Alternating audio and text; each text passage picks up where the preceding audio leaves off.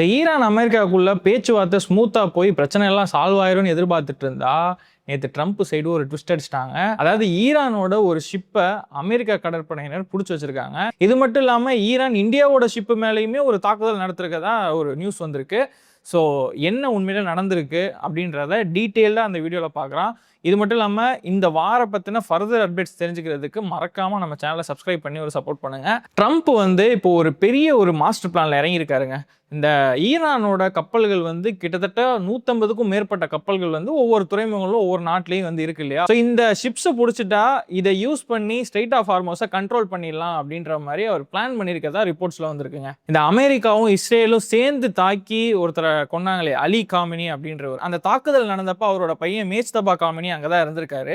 அவருக்கும் காயங்கள் ஏற்பட்டிருக்கு. அவர் இப்பதான் ரெக்கவர் ஆகி சுப்ரீம் லீடராக அவர் ஆல்ரெடி சுப்ரீம் லீடராக பதவி ஏற்றுக்கிட்டாலும் அவர் இவ்வளோ நாளாக ரெக்கவர் ஆகாமல் இருந்தார். ஸோ இப்போ அவர் ரெக்கவர் ஆகி ஒரு ஸ்டேட்மெண்ட் ஒன்று கொடுத்துருக்காரு.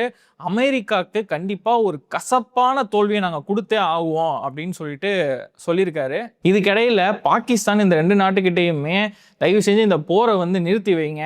ஏன்னா இந்த 2 பேர் அடிச்சுக்கிறதுனால உலகத்தில் நிறையா நாடுகள் இம்பேக்ட் ஆகிறாங்க. லைக் நமக்கு இந்த ஆயிலு, பெட்ரோலு, டீசலு இது எல்லாமே கிடைக்கிறதுல ஒரு பிரச்சனை உருவாகுது. அதனால் நீங்கள் 2 பேரும் தயவு செஞ்சு ஸ்டாப் பண்ணி வைங்க அப்படின்ற மாதிரி இந்த 2 நாட்டுக்கும் ரெக்வஸ்ட் பண்ணியிருந்தாங்க. ஸோ அதோட டெட்லைனுமே பார்த்தீங்கன்னா ஏப்ரல் 22 வர புதன்கிழமையோட முடியுது.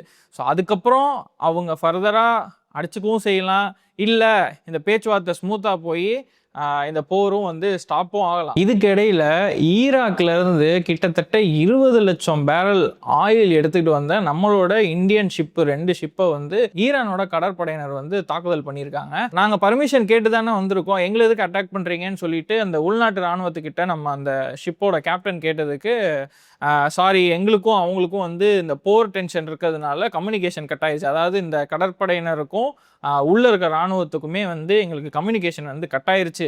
ஸோ அதனால தான் இந்த தாக்குதல் நடந்துருச்சு, அதனால சாரி அப்படின்ற மாதிரி அவங்க சொல்லியிருக்காங்க. ஸோ இந்த இன்சிடென்ட் நடந்ததும் நம்மளோட இந்தியன் சைட்லையுமே எங்கேயுமே செம்ம காண்டாயிட்டாங்க. ஸோ இங்கே இருக்க ஈரான் அம்பாசிடர்கிட்ட நம்மளோட இந்தியன் சைட்லேருந்து ஆர்கியூ பண்ணியிருக்காங்க. நாங்கள் பர்மிஷன் கேட்டிருக்கோமேங்க, ஏங்க இப்படி பண்ணீங்க அப்படின்னு சொல்லி கேட்டதுக்கு அகைன் அதே பதில் தான் சொல்லியிருக்காங்க. கம்யூனிகேஷன் கேப்னால தான் இது நடந்துருச்சு. ஸோ அதனால தான் திருப்பி அந்த ஷிப்பை ஈராக்குக்கே போக சொல்லிட்டோம் அப்படின்ற மாதிரி சொல்லியிருக்காங்க. ஆக்சுவலாக அந்த ஷிப்பு நம்ம தூத்துக்குடிக்கும் சென்னைக்கும் வர வேண்டியது.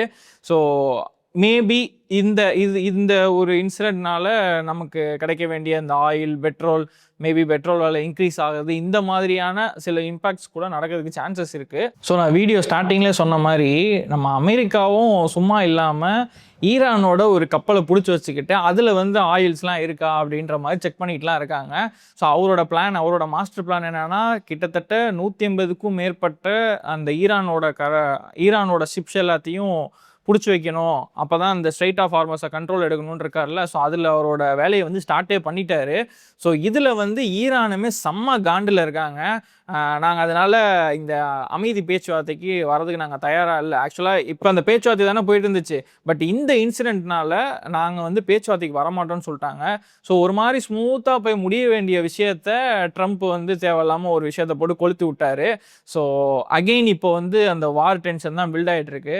இப்படி இவங்க 2 பேரும் மாறி மாறி அடிச்சுக்கிட்டு இருந்தாங்கன்னு வச்சுக்கோங்களேன், அவங்கள விட உலக நாடுகள் இன்க்ளூடிங் நம்ம இந்தியாவுமே பயங்கரமாக சஃபர் ஆக போகிறோம் அப்படின்றது தான் இருக்குது. ஏன்னா எல்லாருமே இது ஒரு மாதிரி ஸ்மூத்தாக போய் முடிஞ்சிருமோ அப்படின்ற மாதிரி ஒரு காமாக தான் இருக்குது அப்படின்னா நேற்று நிலைமை வரைக்கும் இருந்துச்சு.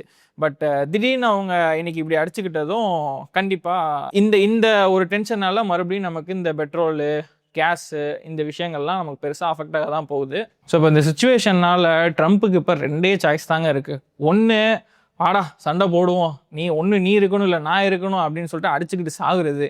அப்படி இல்லைன்னா நம்ம 2 பேர் ஃப்ரெண்ட்ஸாகவே இருந்துடலாம். ஏன்னா இதனால நீயும் நிறைய அஃபெக்ட் ஆகிட்ட, நாங்களும் நிறைய அஃபெக்ட் ஆகிட்டோம், மற்ற நாடுகளுமே இதில் இம்பாக்ட் ஆகிருக்காங்க. ஸோ அதனால் இதோட இந்த போரை நம்ம நிறுத்திக்கலாம் அப்படின்னு சொல்லிட்டு பாகிஸ்தான் கூட ரெக்வஸ்ட் பண்ணியிருந்தாங்களே.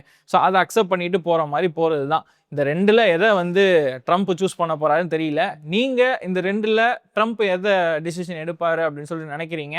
மறுபடியும் இந்த பெட்ரோல் டீசலோட ரேட்டு ஏறுமா, அண்ட் கேஸ் பிரச்சனை மறுபடியும் வருமா அப்படின்றதெல்லாம் வரும்ன்ற மாதிரி ரிப்போர்ட்ஸ் வருது இல்லையா. ஸோ அதை பற்றிலாம் நீங்கள் என்ன நினைக்கிறீங்கன்றதை மறக்காமல் கமெண்ட் பண்ணுங்கள். நெக்ஸ்ட் ஒரு வீடியோவில் மீட் பண்ணலாம். பாய்.